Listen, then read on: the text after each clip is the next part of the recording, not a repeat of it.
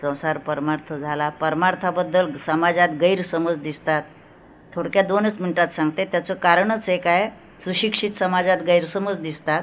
त्याचं कारण जो परमार्थ म्हणून आपण करतो किंवा स्वतःला परमार्थी म्हणवतो त्यांचं जे वागणं बोलणं असतं ते बघितल्यानंतर पुष्कळ सुशिक्षित म्हणजे चांगल्या माणसांना वाटतं की असा परमार्थ करण्यापेक्षा आम्ही आमच्या ठिकाणी प्रामाणिकपणे आमचं काम करतो आहोत, यथाशक्ती दानधर्म परोपकार करतो आहोत, आम्ही पुष्कळ बरे. समर्थांनी म्हटलंय कित्येक प्रपंची जन अखंड वृद्धी उदासीन.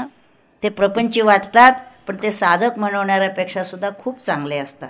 असं बघितलं की पुष्कळ सुशिक्षित मंडळींना असं वाटतं हे असंच जर चालणार असेल तर आम्ही आमच्या ठिकाणी ठीक आहोत. हे त्यांचं मन बदलायला जर हवं असेल तर अशी साधक मंडळी निर्माण झाली पाहिजेत की ज्यांचं जीवन आदर्श पाहून दुसऱ्यालाही असं वाटावं. केवळ व्याख्यान देऊन माणसं येणार नाहीत. त्या व्यक्तीत जर बदल झालेला दिसला त्यांच्या वागण्यात बोलण्यात सगळ्या गोष्टीमध्ये तर दुसऱ्याला असं वाटावं ही व्यक्ती काहीतरी वेगळी दिसते.